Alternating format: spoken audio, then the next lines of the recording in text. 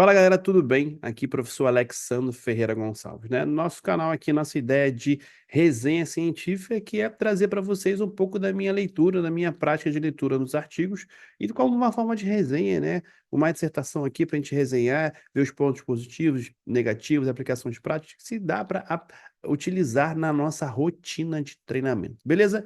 O artigo de hoje fala sobre uma estratégia de recovery em atletas de MMA. Então, vamos ver o que esse artigo traz de informação para a gente. Vamos lá. Então, aqui ele está comparando os efeitos de combinação, né, de contraste de água quente e água fria pós-exercício, né, no recuperação de atletas de MMA. Então, aqui os autores, então sempre trago os autores aqui para dar o mérito mesmo de quem escreveu. O jornal, então, um artigo aqui recente, ó, 2024. Vamos lá, Recovery, né? Então, como já citei para vocês, a recuperação é fundamental entre treinos, entre competições. O MMA é um pouco diferente, porque é uma luta, né? Dificilmente vai ter um GP, então são duas lutas. Então, é uma luta, então a recuperação seria bem interessante aqui para os atletas ao longo do processo de treinamento, ao longo do camp de 8, 10, 12 semanas. Enfim, recuperar entre as sessões de manhã e de tarde, recuperar entre os sparring, treinos específicos de modalidade. A recuperação neuromuscular seria fundamental porque por ser a modalidade que junta diversas modalidades de combate, então requer manifestações neuromusculares, técnico-táticos, até de movimentos específicos totalmente diferentes. Eu faço uma dinâmica de manhã e faço outra à tarde. Diferente das modalidades únicas, como só treinar jiu-jitsu, só boxe, só kickbox, são ações iguais ao longo do dia. Vamos lá.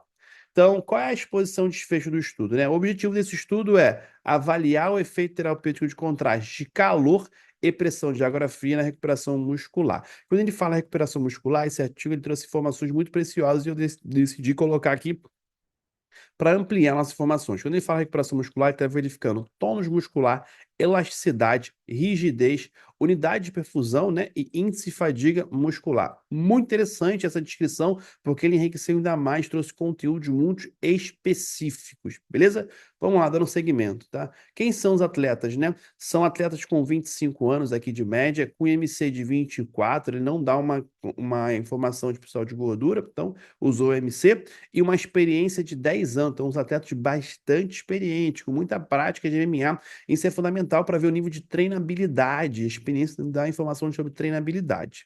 Então, como é que foi feito o procedimento desse estudo, né? Então, a gente foi dividido em dois grupos, né? Um primeiro grupo experimental e um grupo controle, tá bom? O grupo experimental, ele foi submetido ao protocolo de contraste de calor e frio, e o grupo controle foi tipo um placebo aqui, foi um simulado, mas não igual. Quando eu descrever aqui cada um, vocês vão entender melhor. Então, o grupo experimental, o grupo controle, um foi exercido no contraste de água fria e água quente, o outro não, um simulado, um parecido, assim foi descrito no artigo, tá? Então, os atletas, após a atividade específica, que eu vou citar mais à frente, ficavam nessa posição aqui, ó, com o aparelho, né? Que é o Game Reach, que é um aparelho. Então, você usava um manguito na perna, tá? Nas coxas. Então eles ficavam nessa posição durante 20 minutos. Aqui está o aparelho que faz toda a transição do calor e frio com as pressões específicas. Então essa era a posição dos atletas no procedimento após a atividade intensiva, tá? Então esse é o aparelho que é o Grammy Reed. Desculpe se eu estiver falando errado o nome. E também não estou ganhando nada. Se possível patrocinar aqui, meus atletas ficariam muito felizes. Já conheci esse equipamento, já é muito utilizado. Você vê os atletas que se machucam, alguma entorse, já vão para casa. A fisioterapia manda é muito, muito utilizado.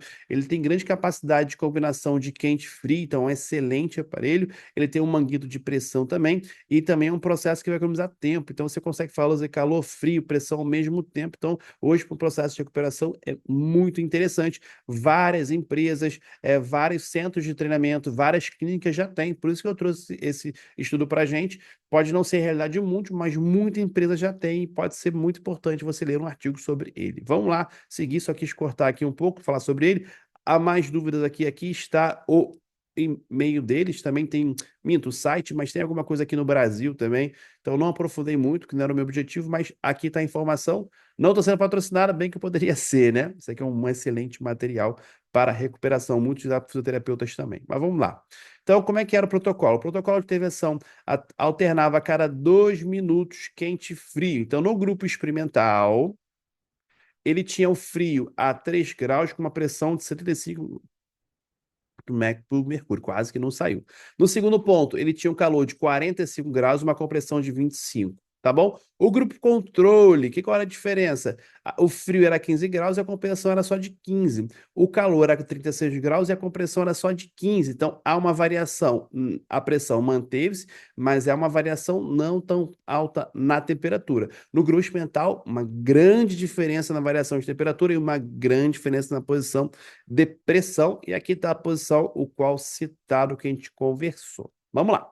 Seguindo, qual era o protocolo intenso? Então, uma questão de limitação nesse estudo, ele até fala que não tem um treino específico, não foi uma simulação de sparring, nada específico da modalidade. Eles utilizaram o salto na caixa, né, o box jump, com uma medida, como eles queriam verificar ali a região da perna, né, do quadríceps, que ele foi utilizado, a recuperação, então eles utilizaram o salto na caixa como medida de intensidade. Não deixa de ser, e é um método utilizado para a preparação física desses atletas, tem a demanda de estresse neuromuscular, ainda mais os protocolos que eles utilizaram. Então, essa foi uma limitação, mas não deixa de validar a importância desse artigo. Uma limitação porque não foi uma demanda específica da modalidade, e sim uma área regional, que seria o quadríceps, também muito válido utilizado.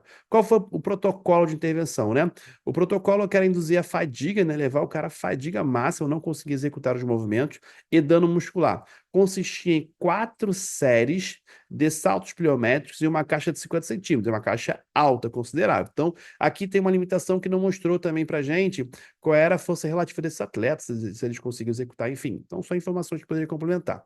Então, ele fazia uma série aqui, o máximo de salto possível, o máximo, teria que ter a falha, descansava 20 segundos, ia para a segunda série, fazia o máximo de salto, descansava 20 segundos e assim por diante, entre 4 a 6 séries. É um protocolo bem tenso. Quem faz pliometria sabe que esse descanso de 20 segundos não é nada, levou até a falha. Então, a questão era criar danos, né? Protocolo induzir fadiga e dano muscular.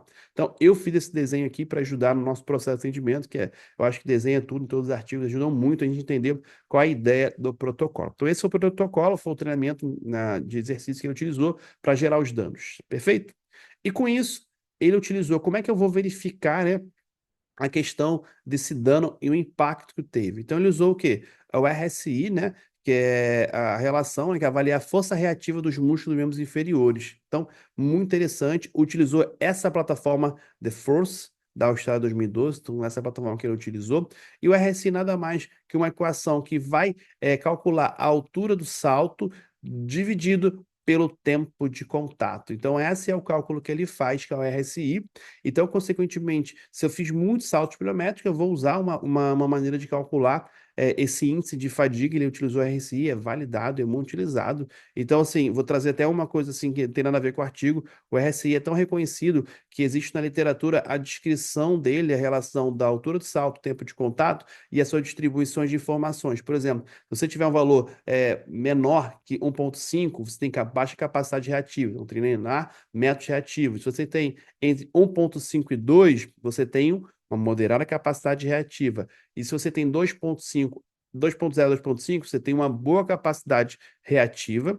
E se você é superior a 2,5, você tem um alto nível de força reativa. Isso aqui é uma medida classificatória. A partir desses dados, ele vai orientar você qual seria o melhor tipo de pliometria. Então, se eu tenho uma baixa capacidade reativa, eu tenho que usar métodos que vão melhorar isso. Se eu tenho uma alta, eu tenho que ter a manutenção disso. Enfim, é só uma questão para a gente entender a importância do RSI, não numa questão só de avaliação, mas também de prescrição. Então, vale a leitura, tem outros artigos que falam muito sobre RSI, tanto na avaliação como prescrição. Só um adendo aqui de informações para a gente. Vamos lá.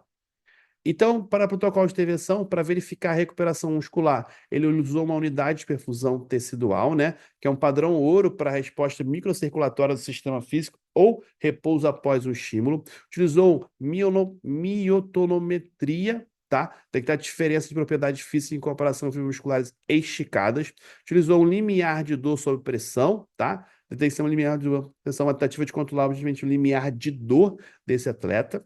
Tá? Atividade de lactato, como já falaram, para mensurar a questão do estresse ali, né? Que teve oxidativo, da intensidade do treinamento. Perfeito? Então, até agora, mostrei o procedimento, como ele utilizou para fazer o recovery, como ele fez todo esse processo. Qual é o desenho do estudo? Como é que ele desenhou o passo a passo. Então, no primeiro tempo, todo mundo faz todos os testes, como já citados, o teste de familiarização com salto, o teste de familiarização com todo o processo para identificar a fadiga, tá? Existe um protocolo de aquecimento aqui, que foram bicicletas, se eu não estou enganado, ele fez um aquecimento na bicicleta. Aí eu faço a intervenção. O segundo momento, que é a intervenção do protocolo, aqui já está valendo o estudo, perfeito? Então, eu faço todo o processo pré de intervenção de salto, intervenção do processo de estresse neuromuscular pré, porque eu vou comparar o pré com o pós. E aí eu faço o processo de recuperação, como já distribuído, né? O grupo controle, o grupo experimental, o grupo que teve uma pressão e uma temperatura mais amena, o grupo que teve variações de temperatura mais extremistas, tá? E aí, no terceiro momento, eu vou comparar o efeito 48 horas, 24 horas, 48 horas, não. Eu vou comparar o efeito após a medida feita da análise aqui da exposição em calor e frio. Depois eu vou comparar 24 horas depois e 48 horas depois. Esse 48 horas aqui me quebrou na leitura, por isso que eu travei aqui. Então, logo após ao processo de recuperação, eu faço a mensuração de tudo que eu já fiz. Salto, nível de estresse neuromuscular. Depois, 24 horas depois 48 horas depois. Então, tem um pré no processo, eu tenho o processo logo após a medida do teste, eu tenho 24 horas e 48 horas. Muita informação, porque tem muita sigla aqui. Vamos lá, dando sequência. O que esse estudo concluiu, né? Então, eu consegui trazer para vocês toda essa narrativa aí desse estudo. O que ele concluiu? Que existe um impacto positivo na terapia de contraste em relação aos atletas de MMA, nas questões biomecânicas muscular, limiar de dor, força muscular e na perfusão tecidual, que pode contribuir para a musculatura pós-exercício uma sessão de 20 minutos. O que ele quer dizer? Qual é a conclusão dele? Que 20 minutos é o tempo suficiente na relação de contraste de temperaturas muito fria e muito quente, alterando a cada 2 minutos na recuperação biomecânica muscular, limiar de dor, força muscular e perfusão. Então, quer dizer que na aplicação prática que esse atleta pode utilizar esse processo de recuperação logo após o treino. Acabou o treino, ele pode fazer 20 minutos e se preparar para o próximo treino e assim por diante, ou no final do dia. Então, mostra que essa máquina que é maravilhosa, muito boa, ela tem resposta significativa em atletas de combate, atletas de MMA especificamente, na região das pernas. Perfeito? Então, trazer algumas limitações de estudo, eu vou trazer uma opinião sobre esse estudo que é bem interessante, tá? Limitação do estudo, como eu falei, algumas pessoas podem ser mais favoráveis, né? Tem maior percepção à terapia de calor e frio, contraste, porque nem todo mundo se dá bem com frio, nem todo mundo se dá bem com calor, e nem todo mundo se dá bem com calor frio. Isso pode impactar no resultado, tá? Então, existem potenciais variáveis nisso. Então, o mais importante é a individualização, não quer dizer que deu certo aqui, que vai dar certo com você. Você tem que saber usar essa ferramenta, usar esse material da melhor forma possível, tá? E tem uma coisa que ele sugere, é que além de fazer com testes, treinos específicos, como o sparring, também utilizar em fases diferentes de treinamento. É uma limitação desse estudo que ele até sugere, e achei interessante fazer esse processo de recuperação quando você está em camp ou fora de camp, será que vai interferir ou não? Porque a gente sabe que quando está em camp, o acúmulo de treino é muito alto, os estresses psicológicos são muito grandes, também interferem na questão neuromuscular. Então, são algumas limitações do estudo. Vou trazer outras limitações. Cara, muito bom equipamento, pô, a ciência diz que é positivo, mas olha o valor, meu filho. Isso aqui não está dentro da nossa realidade, não.